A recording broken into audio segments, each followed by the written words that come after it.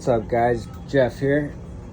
So today for the husband duties, we're replacing the idler arm for a Maytag dryer. That's what the front looks like. Let me show you the parts. Here's the old pulley.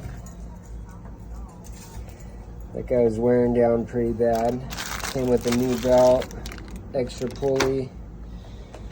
I'm not gonna put that belt on because the wife wants to do laundry like now, but if you're ever having screeches, loud noises with your dryer, it's possibly this pulley that has worn out.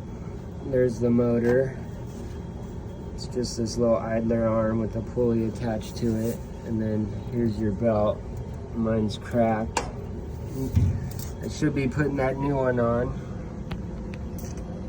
So that means I'll probably be back in here soon, tearing this apart. But in order to get this on, I don't know if you guys could see, it's got to slide up over the drum on the front. In order to do that, the whole front's got to come off. So I'm not willing to do that right now. We'll do that later once it breaks. They've always said if it's not broken, don't fix it. But obviously that needs to be replaced.